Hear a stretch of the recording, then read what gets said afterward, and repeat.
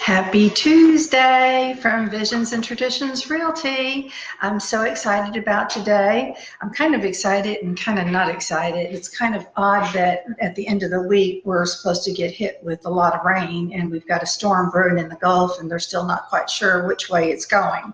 So, the good side of it is that doing this is we're finishing up, and doing this will enable you to kind of get your brain thinking and hopefully be able to prepare for the storms or the next storm that comes.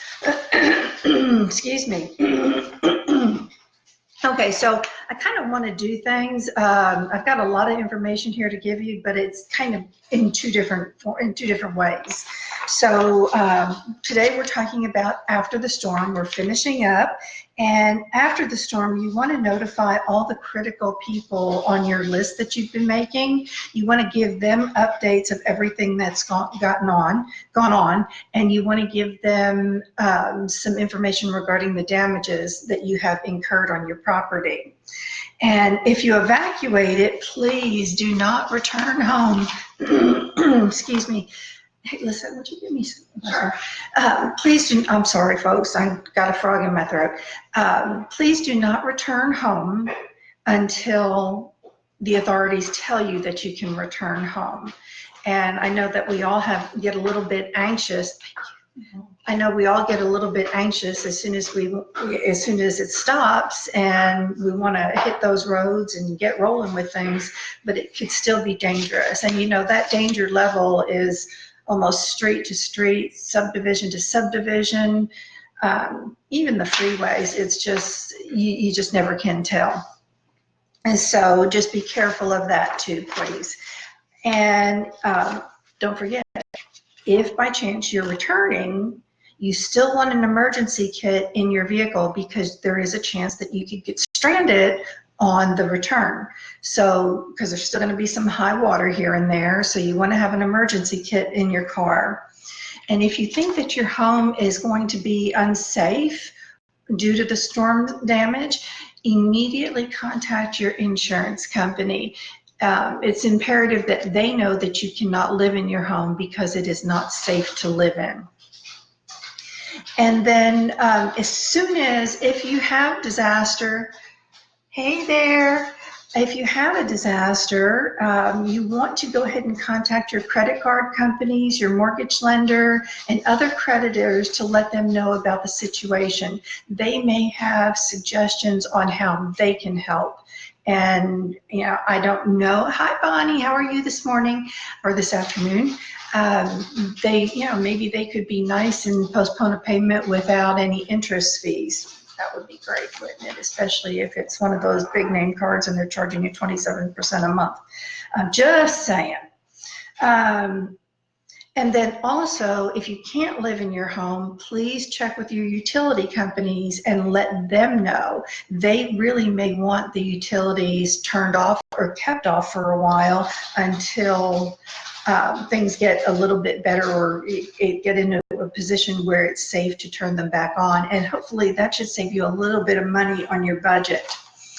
Keep listening to the radio and to the television and to the radio, or to the weather stations. And you want to be sure that the storm really has passed, because, you know, sometimes even though we think they're through, they have a tendency to circle back around. And when that happens, oh my goodness, it really isn't pretty. It gets pretty nasty. Hey, Shirley, how are you today? I miss you, girl. And then, okay, so we want to also wait, and if you're going to your house or your business, you want to be sure that the area is declared safe before you enter the building. And if you need, you may want to have to call for 24-hour security. And that's one of those things. Francesca, my half-sister just joined us. I've got my cousin and my half-sister and a friend that I haven't seen in forever. Thank you. So you want, you know, security is important, and that sometimes, I know that when Harvey came through, some of the neighborhoods actually got together and got security and post-it signs. I mean, it looked like a war zone, but it was well worth it because there was so much damage. And then if you're traveling on closed roads, don't travel on closed roads, shame on you. Okay, that's your scolding for the day.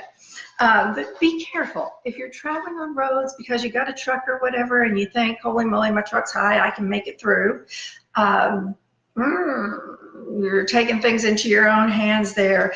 If a road has been barricaded because it's flooded, please, please turn around. Just turn around, because even though right there it may look like it's rolling off, you don't know when you get down a little bit further how it's going to be. Don't walk on those roads. Don't swim on those roads. And again, do not drive through those waters. And I'll be real honest with you, there was one year, oh Lord, it was probably 1980, there was a storm came through and I thought I could make it, and all of a sudden I made it about 20 feet and my car died. And I was up the creek. I mean, my car was wet. So that cost me money. Okay, and you want to go ahead and survey for any safety hazards. You want to survey for live wires, leaking gas, anything that's flammable. Just be careful. If you have a generator, also be cautious with that, because it's going to be a gas powered generator, so you want to be sure that you keep that away from the windows. And then continue to communicate with all your audiences, letting them know that everything's going okay and what you're in the process of doing. Consistency is very, very important in situations like this, especially with family members. Family members have a tendency to worry, and when they know that you're going to be calling or touching base, it just gives them such a relief, and it enables them to get on with their day. You may not be fully aware of the physical, chemical, or biological hazards that you'll need to protect your personal self. So be prepared for that. Like in this area, the water or just in any area where the water's warm. And I actually was watching a documentary in Australia, and they were talking about the things that grow in those waters. And the water is so warm so much of the time that it breeds. It breeds bacteria, it breeds diseases, it breeds critters. And prepare yourself. I mean, get you some rain boots or something, because do not be walking through that water, and try not to. If you can at all avoid getting that water on your being, please do. And if you have any open wounds, be sure that they are covered and they are watertight, because you don't want that nasty water or them little critters floating through that water getting into those open wounds. I think way back when I was a little girl and the streets would get high water and the sewers would fill up and the fish would be floating out the sewers. We used to go play in that stuff. I can't believe I'm still alive. Although I lived up north, so we had cold seasons and hot seasons, so we didn't have that much bacteria flowing through. Next, you want to identify all of your hazardous areas or hazardous situations and barricade them. Get some crime scene tape or something and barricade them. I'm sure that somebody knows a police officer you can get it from. And if you're in the area, call me. I'll give you some of mine. And Lordy, if you see any electrical equipment out there, do not engage with it. If you see any loose wires or something, do not engage, please. That's a touch right smack dab into trouble. You want to be sure that a qualified electrician has come out to test that material for you. This is my favorite part, not really, but be aware of wildlife. I talk about wildlife or the critters in the water. Hey, remember, snakes like water. There's a bunch of them, and snakes come out big time when there's a storm. And because, afterwards they're out looking for food too. So keep that in the back. There's so much to keep in your mind when you're going through something like this. Call in your key personnel, your contractors, to talk to them about getting started on the work. And be sure before any work is implemented that a good safety plan has been put into effect, and hold the workers, hold the crew accountable for safety. You know, some of these guys smoke. You don't want them smoking out there because there's still things that could be leaking out onto the ground. I mean, we're rebuilding here. We're not blowing up. It's not blow up time. So just be sure that they're very, very cautious. Tell them to clean the roof or the rain gutter, the drains up at the gutters on the house. Tell them to clean the gutters and remove all of that debris so that you can get some good drainage going there. Avoid your down power lines. I mean, and I think I worry most about children, because once a storm leaves, the first thing that the kids do is they run outside and they don't think about down power lines, and it's scary, the stuff that can happen. And then if you're at your home and you notice that you've got any broken windows or broken doors, anything like that, start securing them. Tape them up, secure them, and get ready for repairs for that. If you be cautious of hazards that are a product of the storm.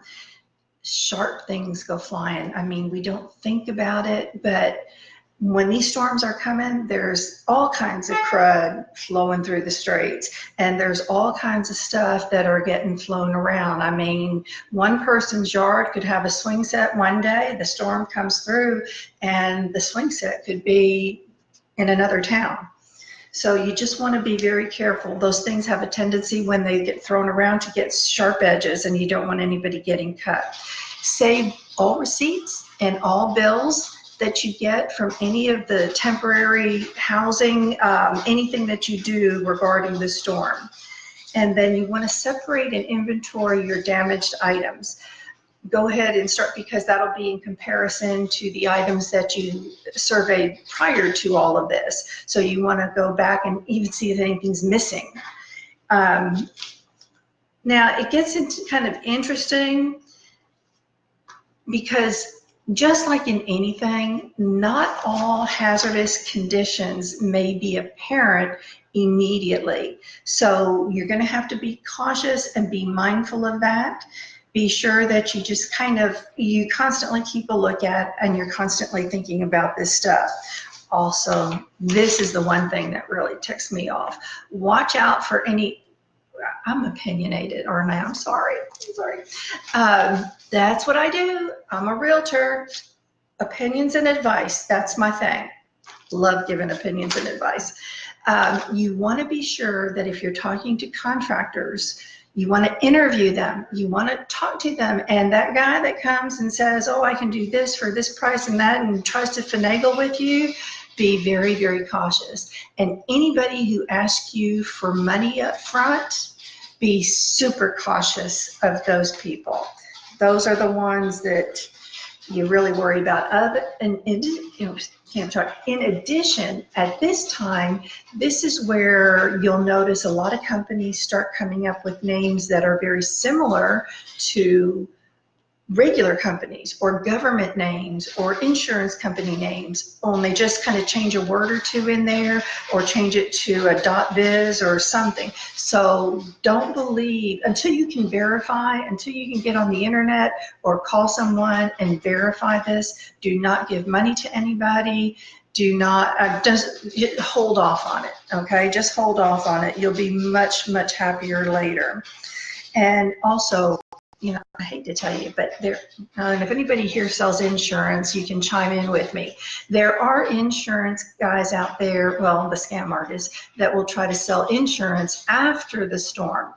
Don't believe it. Not happening. I can promise you that. It's not happening. Now, be sure that you file your claims promptly. Many policies have limits on how long you can go before you file the claim. And if you do buy, again, keep the receipts. If you go to the hardware store, keep all of those receipts. You want to take lots and lots of pictures. of everything, not just the damage on the ground, but take pictures of your roof if you can see it. Go ahead, shingles that are laying on the ground, take those pictures too. You want to work with your adjuster. When the adjuster comes out there, remember, yeah, you're important and you're important to the insurance company, but just think about all the other people that have been affected by these storms. So they're bringing adjusters in from all over the country to work and help people who've been affected by this. So be kind, be gentle. Remember, a little bit of sugar can get you so much more. And you want to be able to give them as much information as possible so that everything can be prompt. The more you have on hand for them, the better the easier their job is, the quicker they can do their job. Now, I also wanted to give on here, we've got something, it's kind of, and this is kind of going a little bit backwards. I wanted to talk to you. Let's see, my pages got out of line. I'm not a paper person, so when I get a lot of papers in my hand, I have a tendency to get just, I did do a little bit more research on some things, and I did want to go over this with you. And again, I mean, we've got some rain blowing in. We don't know if it's coming this way or not. And, you know, a lot of this stuff holds true for not just us here in Texas, but in other areas that get a lot of rain or earthquakes or whatever. I mean, if you're in an earthquake area, you really want to have all this stuff inventory when you move in. Okay, so the government, I went to FEMA, and FEMA actually had some really good information for me, and they actually kind of separated into 3 sections, and they talk about document, understand, and insure. And the document, of course, is taking photos and videos of your property. Then they make a point, these photos and videos and all of your important documents need to be kept in a safe place. They need to be kept in a place, a fire safe, a flood proof, area safe, container, whatever, where they cannot get damaged. That is so, so important. In addition, on your computers, you want to be sure that you have strong passwords, because if you've got anything in the cloud that you need access to, be sure that you want to be sure that you've got those strong passwords for that. Let's see. Also, if you have a business, okay, be sure that your policy number is close by hand. Now, as a homeowner, or this kind of goes to both homeowner and business owner, you want to be sure on the insurance side that you have coverage for your dwelling. You want to be sure that you've got it for other structures, for personal property, for loss of use, for personal liability, medical protection, and then you also want, and also if you have a condominium, you're going to want, if you rent or have a condo, you want to be sure that you've got insurance. And then, and the insurance for the renter is pretty much the same. You want to be property damage to others, medical payments, loss of use, personal liability, and personal property.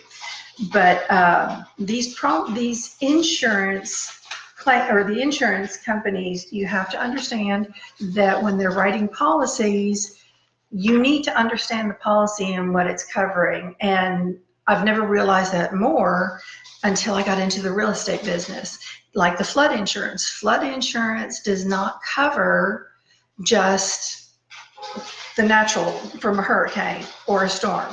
The flood insurance covers it covers rising water, like if a pipe burst underneath the concrete, it covers the rising water from that. You want to be sure that the policy says that it covers rising water from nature. Just like earthquakes. In order to get covered on earthquakes, you have to have a separate earthquake policy. So whatever area you live in, you want to be sure that you talk to your insurance agent and go over some of the things that come up. And I hate to say it, but I was in a situation with a friend who had a father who was elderly. He was in his 90s living in a house, and a pipe broke. It was a house on blocks. Pipe broke underneath the house and flooded. Original wood floors. I mean, you know, the house was very old. Original wood floors. The water came up, flooded wood floors, flooded up into his antique furniture. And when they called the insurance agent out, it didn't cover. It wasn't. It didn't cover it because he didn't have both policy. He had the flood insurance for the hurricanes, but he didn't have the flood insurance to cover his personal items. So insurance, I mean, yeah, they're paying out a lot of money because there's a lot of things going on. So you need to check with them and be sure that there's not additional policies to cover all of these things. And if you own a business, check with them as well to be sure that you're covered on everything. You want to be sure that you're covered on your property, that you have liability, that if your business is interrupted or your business income is interrupted, that you have coverage for that. And then if by chance the business closes, or if it does catch fire, or if it's burglarized as a result of being caught in a storm, you want to be sure that you have coverage for that. The same for a business vehicle. And workers' compensation, you want to be sure that you have that. The business wants to be sure that they have flood insurance. Also, cyber liability. I never thought about having cyber liability for a business, but now that I read this, I'm definitely going to check into it for this office. And then apparently there is insurance that you can buy for terrorism. So just as an FYI. And then now also just the insurance industry calls the cause of the loss, such as fire or theft, a peril. So you want to be sure that you check with your insurance agent as to what perils are covered on your insurance policy. And you want to check the policy. Some of the this sounds crazy, but it's important. Some of the potential perils are civil unrest, explosions, and around here, I mean, we live in an area where there's a lot of explosions, and falling objects, ooh, that's an important one. Fires, wildfires, hail. I think people up north and even us here, we experience a lot of hail. Hurricanes, but not flooding. So you want to be sure that it does cover the hurricane, and the flooding part of it is completely different. If there's any malfunctioning plumbing or air conditioning, and even the sprinkler systems could be included in on that. You want to be sure that if any theft has occurred, that it's covered. You want to be sure that tornadoes are covered. Now again, it's not going to be the flooding from the tornadoes, but you want to be sure that it's covered for tornadoes. You want to be sure that vehicles are covered, and if by chance you're lucky enough to live somewhere where there's a volcano, and I'm thinking Hawaii, you want to be sure that you're covered for that. So just stay informed before, during, and after the storm. Stay informed. It is just so critical that you stay informed. Watch the news, watch television, watch the Weather Channel, have the alerts sent to your cell phone, whatever, but stay dry and just, you know, think about it logically. And if you need to, if you want to pack some things up, whatever, do it. Whatever your comfort level is, go ahead and do it. Do what your heart tells you to do, and just stay safe. I really enjoyed being able to bring these 3 segments to you over the past few weeks. I hope that you have enjoyed them.